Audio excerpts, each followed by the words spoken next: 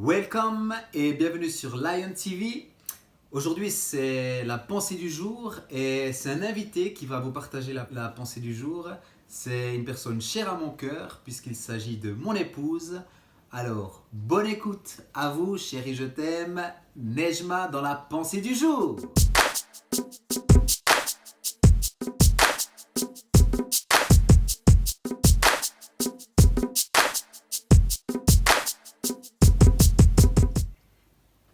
Bonjour à tous, je suis enchantée de partager un moment avec vous aujourd'hui.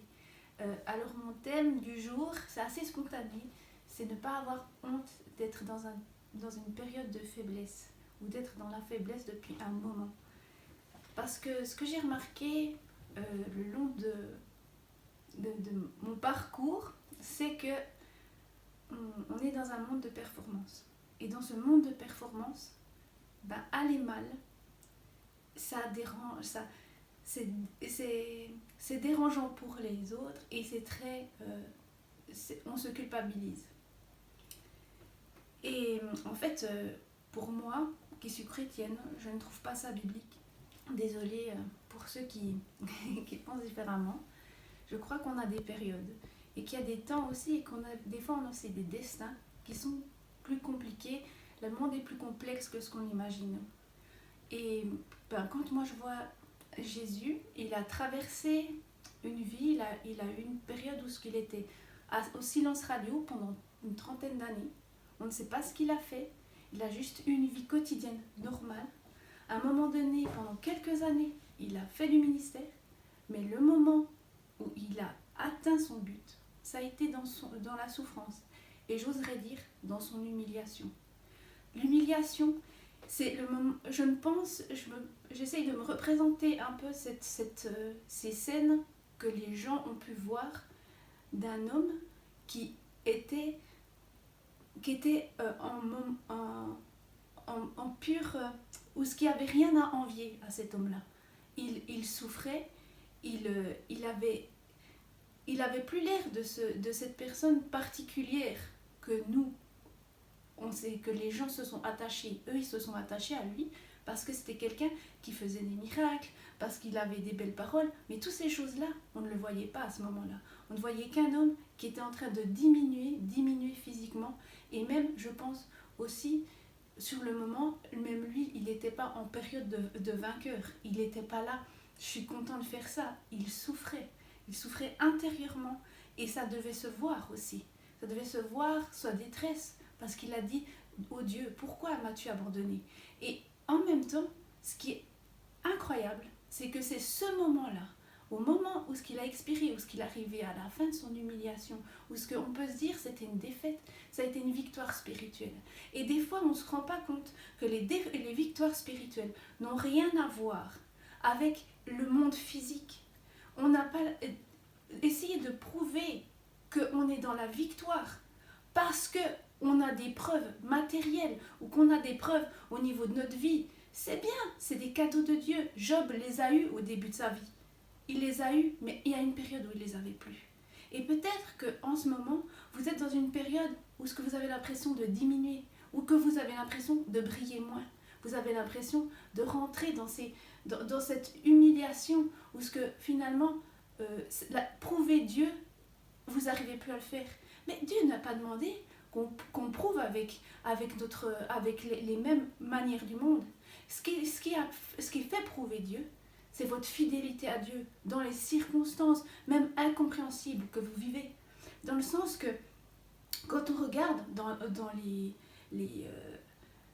exemples qu'on a dans la Bible, on voit bien que les gens, ils pouvaient pas prouver nécessairement à chaque fois que à ce moment-là, Dieu était avec eux parce qu'ils se sentaient peut-être pas eux-mêmes à l'aise avec leur vie actuelle. Remettez-vous à la place du roi David. On se dit, le roi David, c'est un vainqueur, il a tué Goliath. Mais je pense que quand il était dans sa grotte, chassé par la moitié, par le roi, par l'autorité, chassé par une bonne partie de son peuple qui le voyait comme un traître, il ne devait pas se sentir bien. Et il n'y a qu'à lire les psaumes. Moi, dans les psaumes, je vois pas un homme qui se dit « Ouais, tout va bien, de toute façon, moi, je suis dans la victoire et tout ça. » Que dalle. À un moment donné, il pleurait sur son sort, mais après, à chaque fin du psaume, il se souvenait que Dieu était grand et que c'était son ami. Et dans un sens, dans notre vie, je crois que la seule chose qu'on a, c'est ce rocher dans nos moments de détresse. Ce rocher que Dieu, on ne comprend pas pourquoi ça nous arrive. On ne comprend pas pourquoi forcément notre vie est difficile dans un domaine. On a tous un domaine qui a du mal à sortir dans nos espérances. Et on peut se demander pourquoi ça passe pas, pourquoi à d'autres personnes, c'est des choses où ce qu'ils peuvent en faire un bon témoignage et nous, on n'en est pas encore là. Il ne faut pas avoir honte de ça. C'est une erreur. On n'est pas Dieu. Dieu, l'important c'est de savoir que Dieu est avec nous, même si en ce moment-là, dans ce domaine-là, on est peut-être on n'a pas ce qu'on espère, où on vit des souffrances. C'est tellement important de se rappeler que Dieu, il nous a choisis avant même qu'on soit né. Qu'il nous avait estimés quand on était un petit bébé dans le ventre de notre mère et qu'on n'avait rien à prouver. Ce monde nous demande tout le temps de prouver quelque chose. Et malheureusement, dans nos églises, dans notre façon de fonctionner, on croit que ça, c'est prouver Dieu. On ne prouvera jamais Dieu.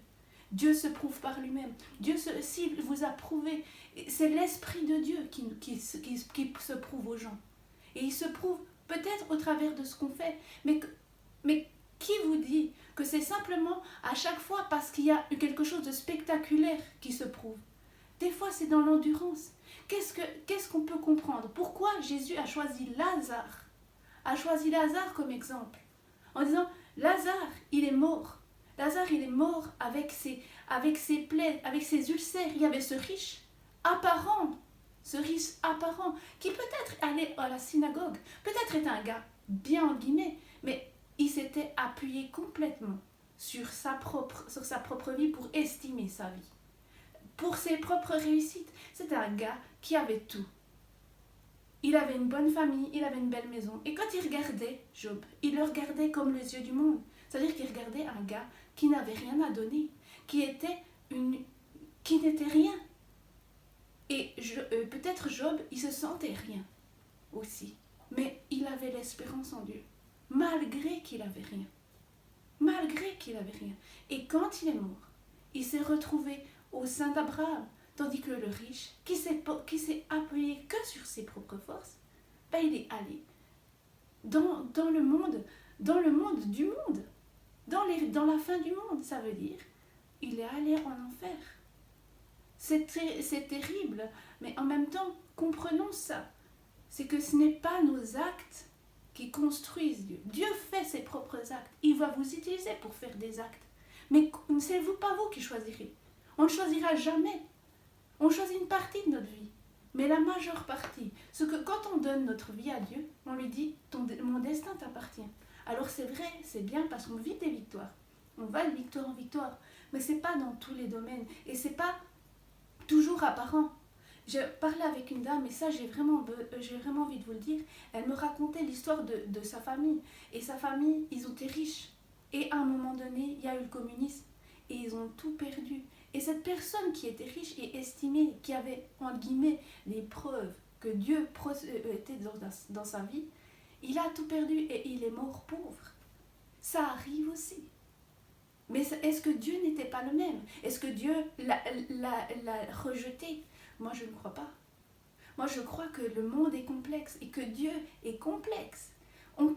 Espérons que Dieu nous sorte de là. Parce que je crois qu'il fait des miracles jour après jour. Quand on a le droit de manger, peut-être pour nous, en Europe, on se dit « ouais, c'est normal ».